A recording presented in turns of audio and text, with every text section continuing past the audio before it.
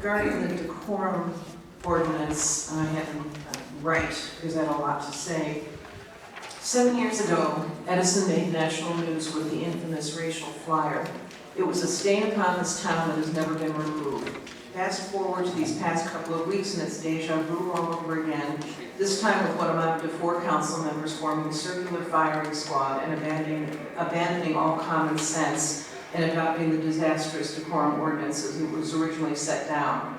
What has unfolded since then has been a horror show whereby once again our town is mired in negative headlines across the country because of an ill-advised, unforced error. I had been away during all of this, but even on vacation I was following very closely the latest developments. Some of the developments were brought to my attention unavoidably through vulgar emails, several of which called me the C word, and others that were threatening, telling me to watch my back. I'm sure my council colleagues received similar nasty communications. Needless to say, none of this is surprising in the wake of the November 25th meeting, most of which I watched when I arrived at my destination.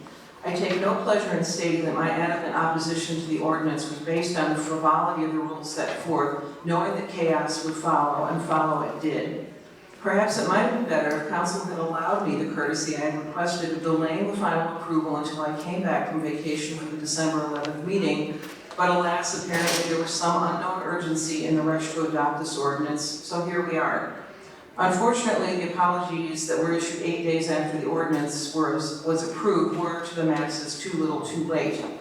During this past week, I've received communications from several media outlets asking if I would be willing to comment on brouhaha around this ordinance. I replied flatly that I would not be issuing any comments to any news outlets. Rather than risk making a bad situation worse, I prefer to see this colossal error handled and better still fixed in-house. The resolution set forth this evening helps clarify the original ordinance, but it basically reflects the point I was previously trying to make all along, which was that ultimately what falls under the category of a disruption is at the discretion and common sense of the presiding council president.